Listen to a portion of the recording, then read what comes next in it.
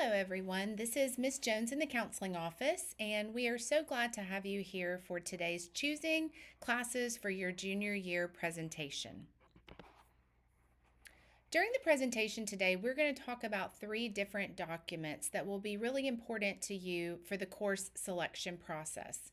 We're going to talk about the 25-26 junior course list, your personal transcript, and the graduation checklist. Now, at the conclusion of this presentation, we will be passing out the junior course list.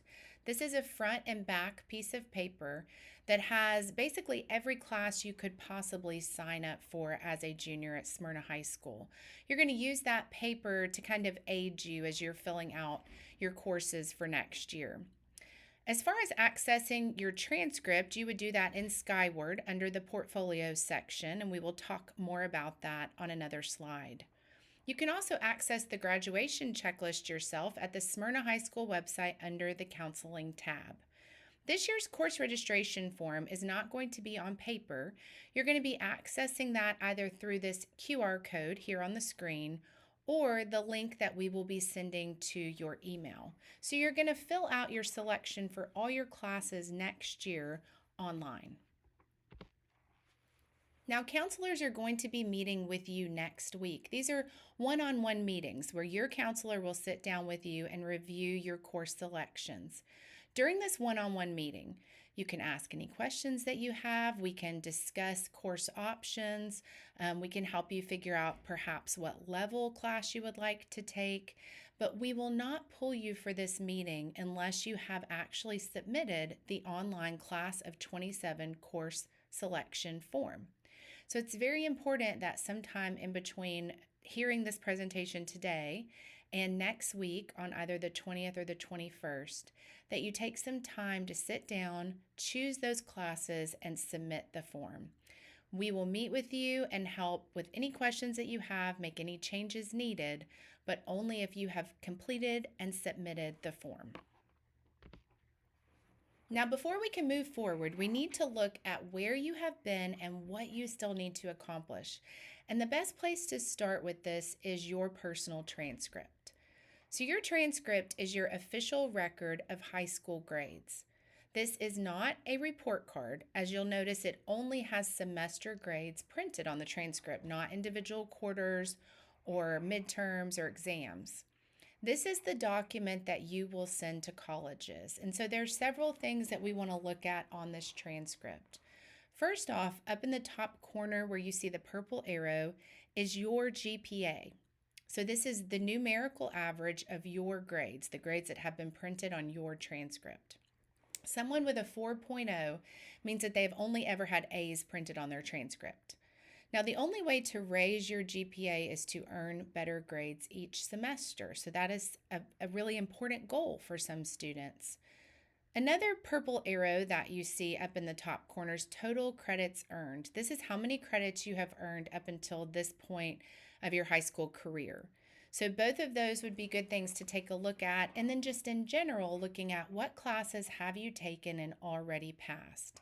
Now, you can access your most recent transcript in the portfolio in Skyward under 24-25 mid-year transcript. That will be your most recent. Now, the graduation checklist is also going to be an important piece in helping you figure out what classes you need to sign up for next year. So counselors keep a checklist on every student so that we can monitor your personal progress towards graduation. And what we do is we complete the checklist by looking at your most recent transcript. Whatever grade has been printed on your transcript, we transpose onto the checklist. All of your graduation requirements are listed right here on the checklist.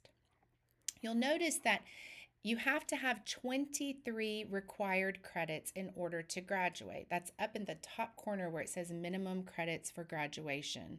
But most students will graduate with quite a few more than 23. If you do not pass a class that is required for graduation, then you must retake the class. So that's why it's very important to actually look at the grade on your transcript and make sure that you didn't just sit in the class, but that you also passed the class. We create your schedule for school each year based on this checklist and what you have completed. So when you complete your course selection form, you're going to want to use your checklist to make sure that you're signing up for required classes. And again, you can find this checklist on the SHS website under the Counseling tab.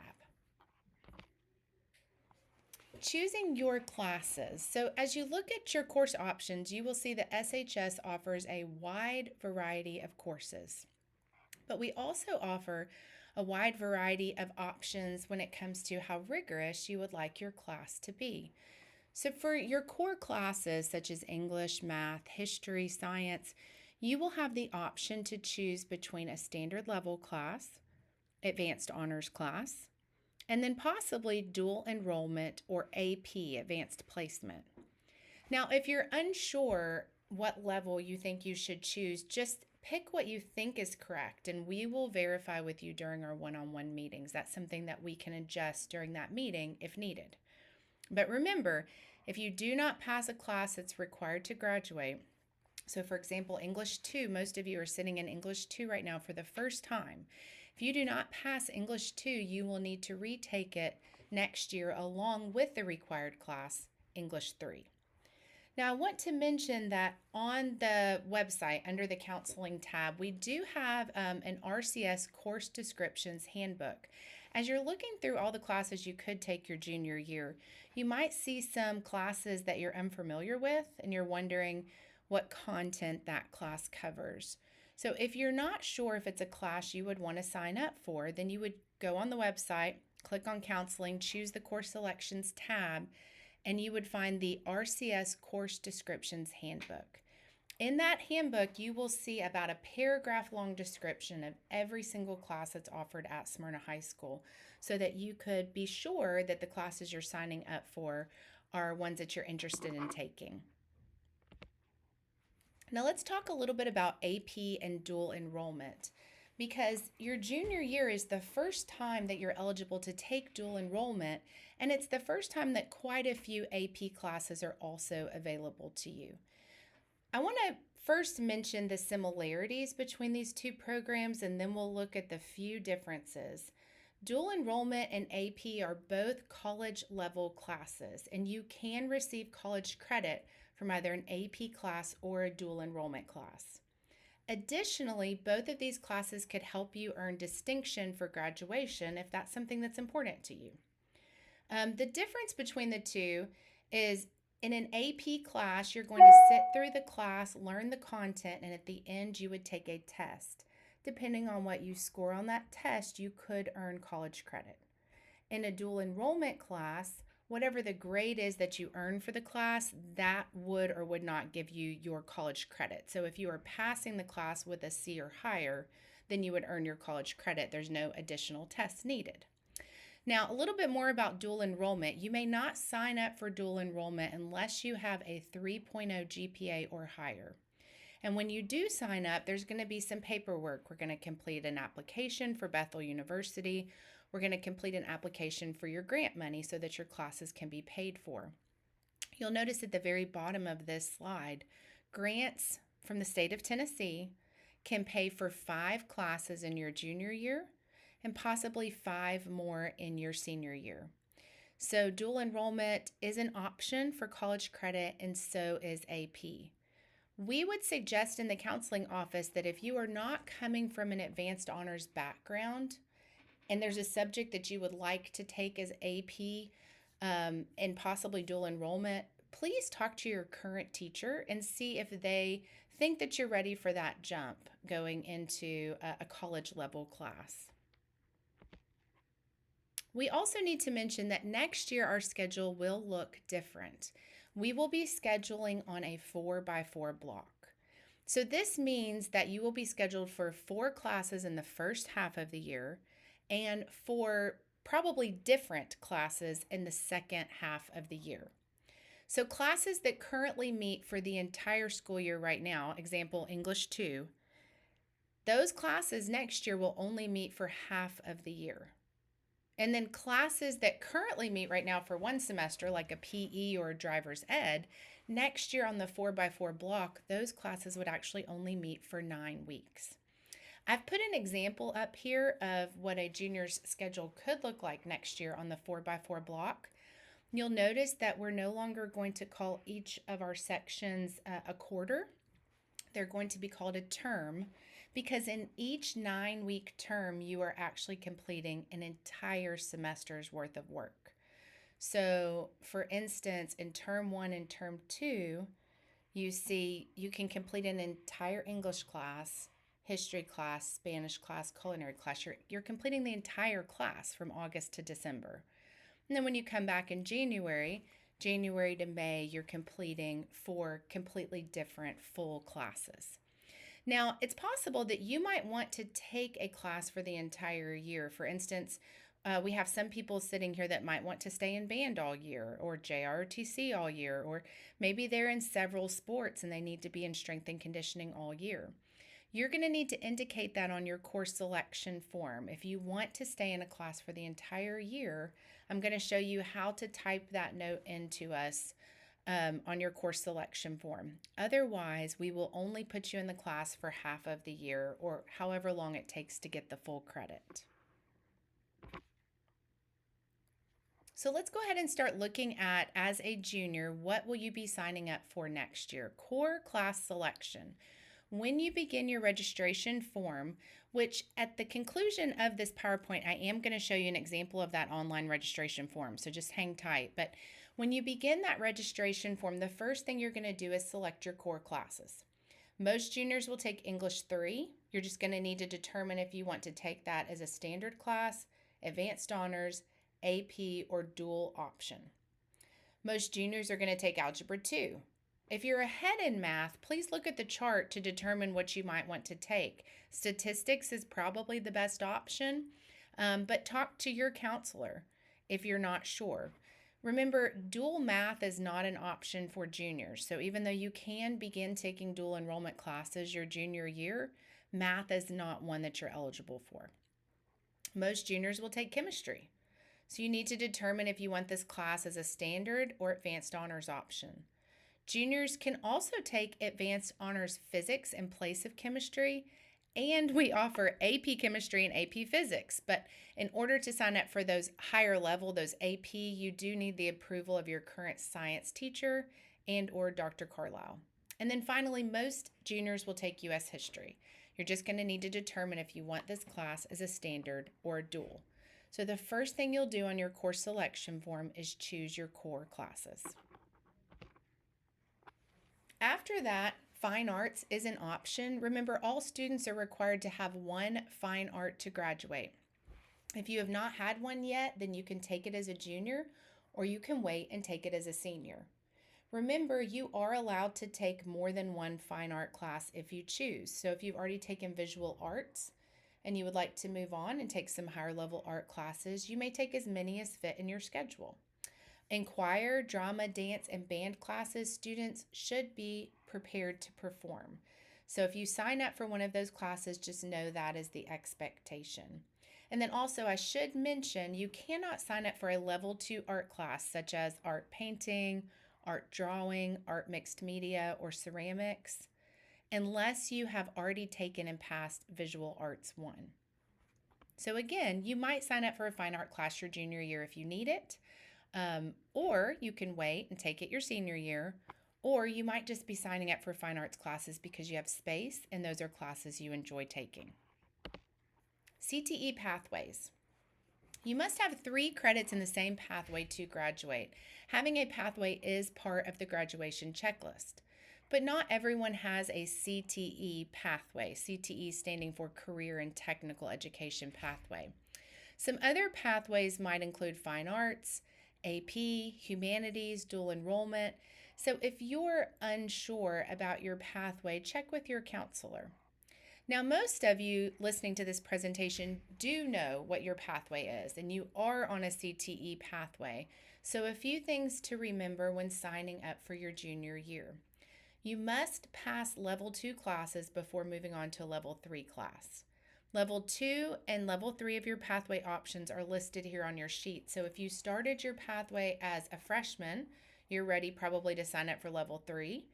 If you just started your pathway this year, then you're going to sign up for level 2. Talk to your pathway teacher if you're unsure which class is best for you. And remember, you can have two pathways, and if you want, you may stay in them both. One would simply count as an elective towards your graduation requirements. Hypers and Humanities, these are courses you might be signing up for next year. Hypers would include Strength and Conditioning, JROTC, Dual Fitness for Health, and Dual Personal Health. Remember, if you are an athlete that plays more than one sport, you want to make sure that you sign up for Strength and Conditioning for your fall sport, and then we would move you into the Strength and Conditioning for your subsequent sports. Enrollment in Strength and Conditioning is pending the approval of the coach. Humanities courses. These are courses that fall under history, English, or foreign language. These are the courses as a counselor that we get asked about the most.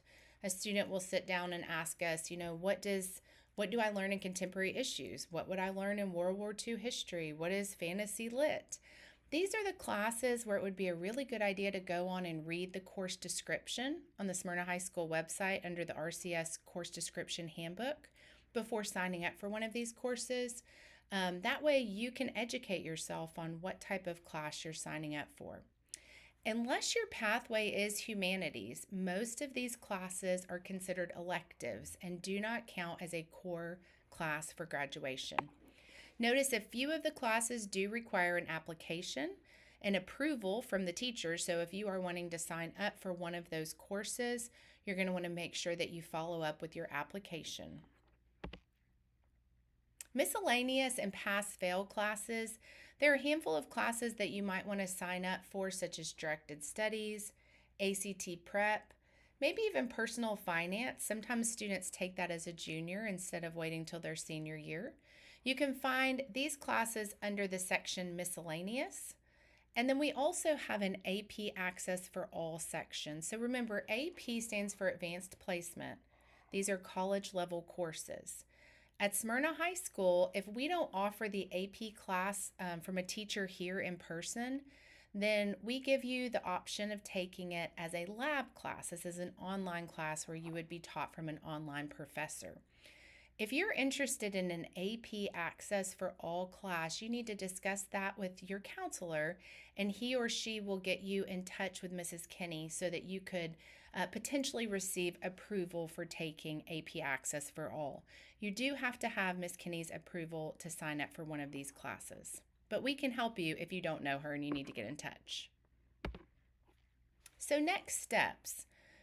As mentioned, it's very important for you to review your transcript against the graduation checklist, making sure that you have passed the classes that you need to in order to move on to your junior level courses.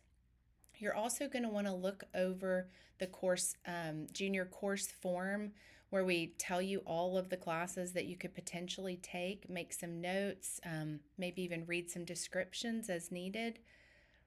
Finally, when you feel ready, you're going to go online and you're going to complete your course selection form. And again, if you are unsure about what course to take, maybe even what level, standard, advanced honors, etc., put what you think, and then you and your counselor can discuss it during your one-on-one meeting.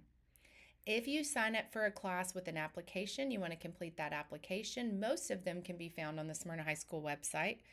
And then finally, finish this year strong. You do not want to have to repeat sophomore level classes in your junior year. Now that is the conclusion of this PowerPoint. So we are going to go ahead and take a look at what the course selection form looks like.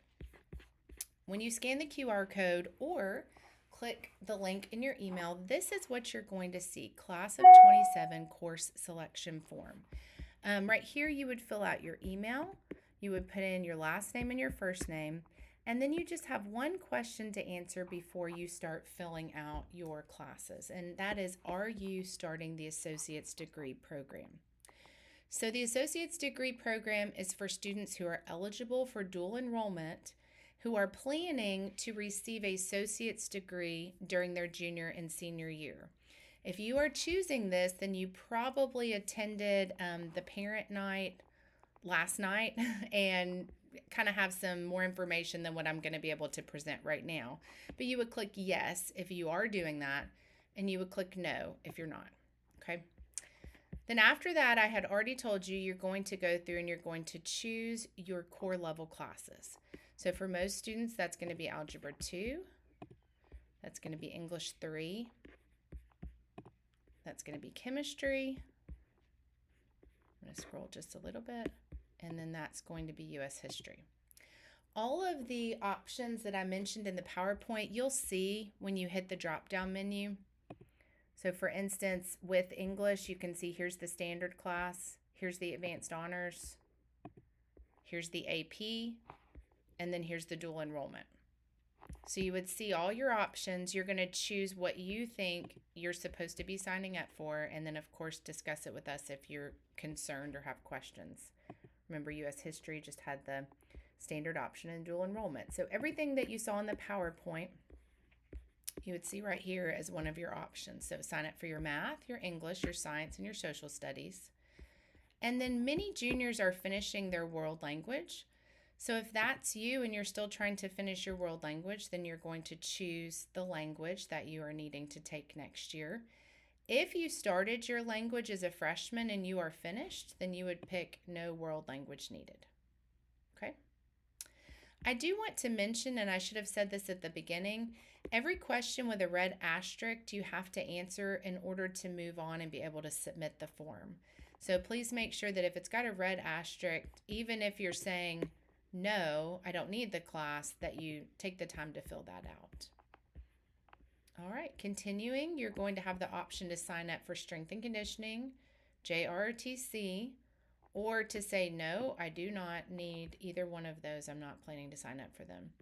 Notice here on strength and conditioning, it's the option of 1 full credit or a half of a credit. You're still going to click the same thing. That will just be a discussion that you have with your counselor on whether or not you're trying to sign up for a full year or half. And remember, a full year right now just means actually half of the year. This would mean 9 weeks. Okay, moving on, fine arts. You have all of your options. The nice thing about fine arts is that you can click on more than one of these. You could say no fine art classes needed because you've already met that requirement. But if you are wanting, you can sign up for, however many fit in your schedule.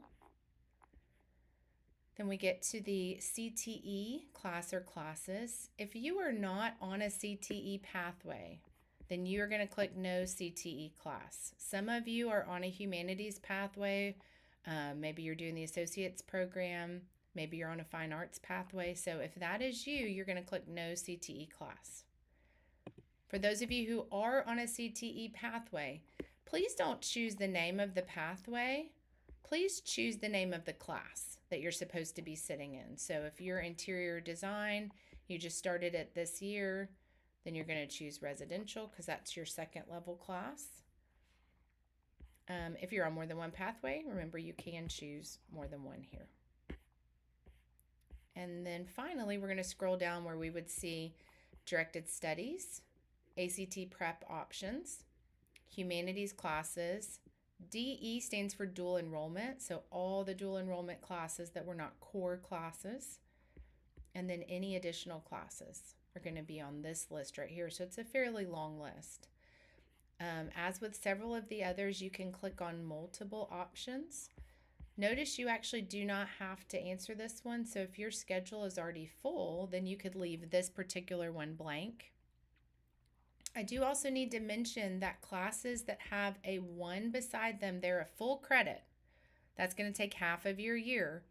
Classes that have a 0.5 beside them are just for 1 term. This is only a 9-week class. So most people, when they're clicking that they want to take a 0.5 class, probably need to choose another one to go with it.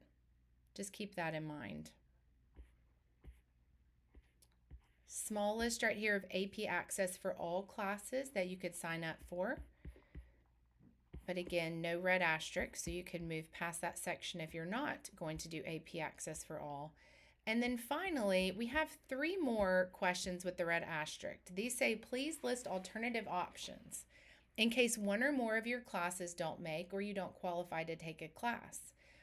It's very often that we do have to look at your alternate options and potentially put you in one of them just because of the way scheduling works. So we do need you to look at that course selection form and find three alternative options, three classes that you would enjoy sitting in if one of the classes that you picked is not going to be available. So, just as an example, I could put Bible, I could put dance, and then maybe as another one, I could say speech. And since it's a 0.5, I'll add women's studies. All right. Is there a class that you need that is not listed? If you failed something your freshman year, here you are going into your junior year and maybe you never went back and retook the class, it's probably not going to be listed on these course listings because they're very specific to juniors. So in that case, you would type in the class that you failed that you need to take again, or maybe it just wasn't even offered at the school you went to. So is there a class that you need that's not listed? Please type it in here. Finally, this section right here, do you have any questions? This is a great spot to tell us if there is a class that you are trying to stay in all year. So for instance, if you want band all year, you could say, I want band all year. I don't just want to be in it for August to December. I want to be in it from August till May. I want in all year. This is a good spot to tell us. Another thing you might want to say is if you are unsure of level, like maybe you don't know if you're supposed to be in standard, advanced honors. That's a great place to type that question. Anything that you think you're going to want to discuss with us, go ahead and put it down here in the do you have any questions. After this, you could submit. And if you're unable to submit your form, it's probably just because you skipped one that has an asterisk beside it. So scroll through and double check that. Notice it says here a copy of your responses will be emailed to the address you provided. So whatever email address you typed in at the very beginning of this form, you'll be able to see your responses. You're going to get a copy of your responses emailed to that email address. This is the conclusion of our presentation. Thank you so much for your patience in listening to all of this. We hope that you have a really successful scheduling for your junior year.